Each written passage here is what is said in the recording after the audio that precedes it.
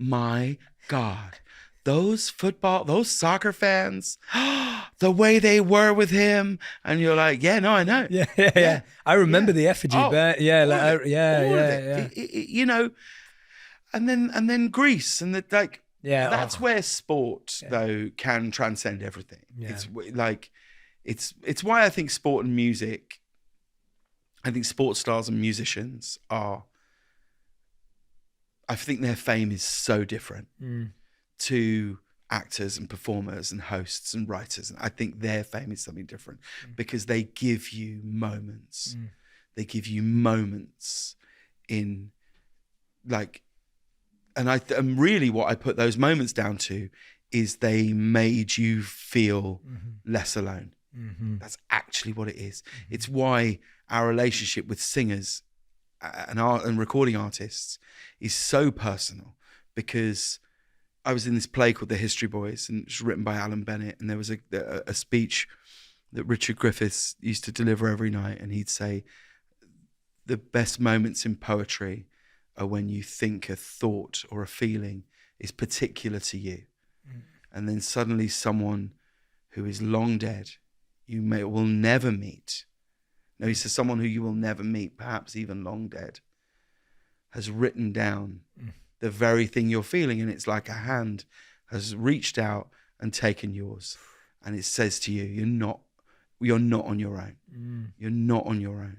There's a great bit in a John Lennon documentary where there's a guy saying to John Lennon, that song you wrote, but it's, that was about me. It's about me. That's how I am. And John Lennon's going, they're just songs. They're just songs. It isn't that. And he's going, no, but it is. You wrote that about me because you can't know how I felt. And so I think suddenly you feel very alone.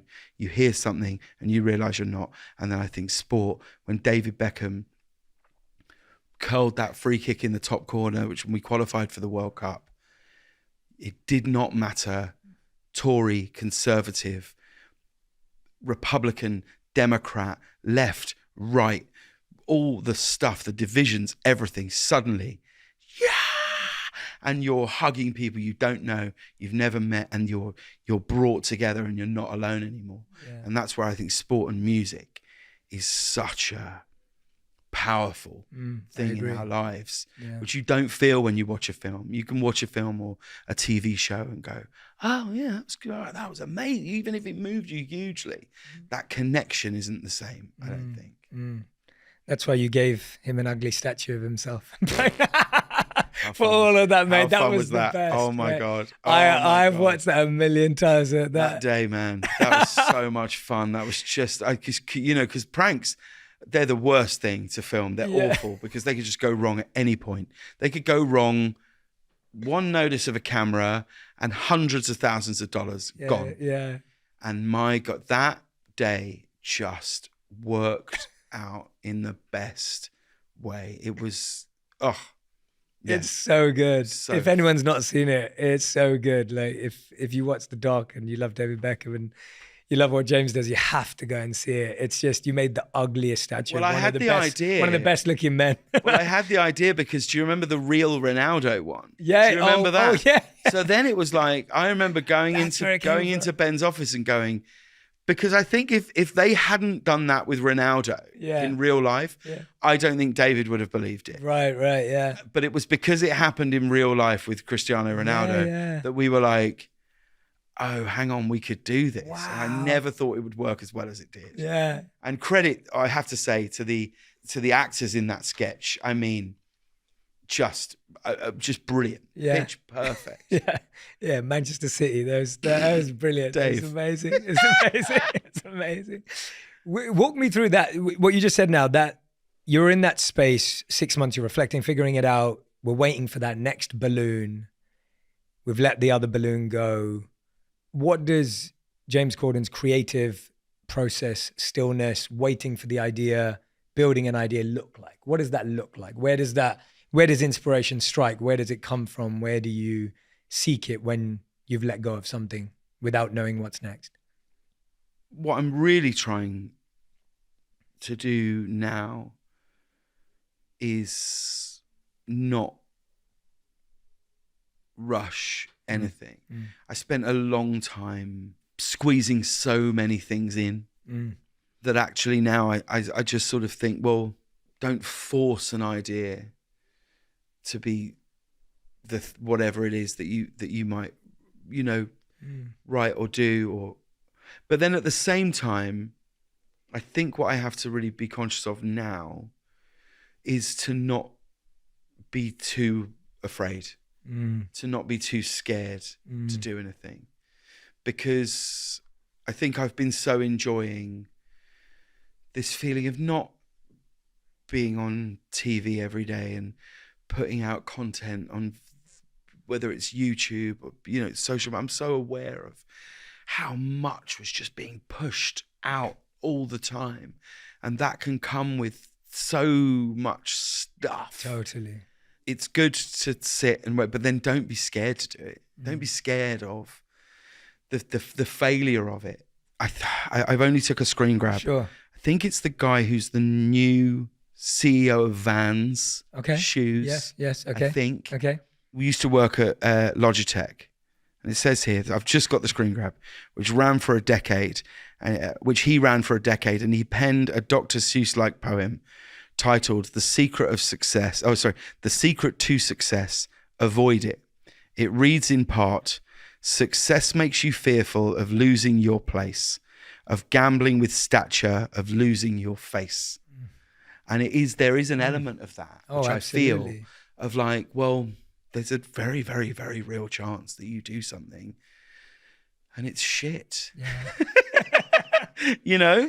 And all the greats have had that. They've all done that. Oh my God. Yeah. But I think that's why I was so keen to, even in this period, to make this podcast called This Life of Mine, to like go, well, no, I know what this is. Like this idea of this podcast is an idea I had when I was 16, and I wrote it out. Wow. I love that. I wrote it out, and it was called Planet Lovely. That's what better name now. It's called Planet Lovely. Because do you remember there used to be a TV show on TV on BBC Two when we were growing up called Room 101? Yeah, of course. So Room 101 was a show where people would take things they hated in life. Yeah. And they would put them into Room 101 and they'd be gone forever. It was a really funny show. It was a brilliant show and premise. And I was like 16. I was like, well, this is great. But wouldn't it be brilliant to make a show which is just people talking about things that they love and things that are really significant in their life? Beautiful. And I wrote this like thing, this Planet Lovely. It's not called Planet Lovely anymore. This life came to the decision that that's a not great title. But I was like, why don't we just have people talk about things that are significant in their life, whether it's a film, a place, a person, a memory, a possession, a song, and I really, really wanted to do it. So I was like, can I create something in a completely different medium that feels almost the antithesis of what the Late Late Show was? It's completely different. It's calm and it's quiet and it's soft and it's people talking about things that they love or that were moments in their life. And like some of the stuff that we've heard has just been great. So I've really loved that creativity. I love the creativity of just, like we're going to put this on Sirius XM and hopefully people find it 100%. And hopefully it'll be just a piece of joy. It'll be a warm hug on a Sunday afternoon. And that would be a lovely thing to put out into the world. But that's a sort of gestation period of 30 years. I don't think I should do that again. Yeah. But I do think what I'd really love to do is try and write one more thing. Yeah. I'd love to try and write one more thing. I'd love to write again with Ruth Jones, who I wrote Gavin and Stacey with. I love her so much. She is and has been a constant in my life as a friend. And you want to talk about a long friendship, And so I'd love to try and write something else with her. I don't know what that'll be. I don't even know if we'll do it. I don't know. But we do have chats about Yeah. Oh, maybe this is the thing, you know. Yeah. So that's what I'd really love to do. Yeah. It's just, have you listened to Bradley Cooper talk about making Maestro? Maestro, yeah, I did, yeah, recently. Where he really just made a decision to give himself over entirely for 3 years to that project. To just go, well, what does it feel like actually to not move from one thing to the next, to be here, there, doing this, doing that? What does it feel like to just give myself over in every way? To the point where I imagine a lot of people around him on that set were earning more financially, but like as a challenge to give himself over to it in the most beautiful way, I think is so inspiring to watch. And I don't know if I've ever done that. I know I haven't done that. I'm never like that on that level.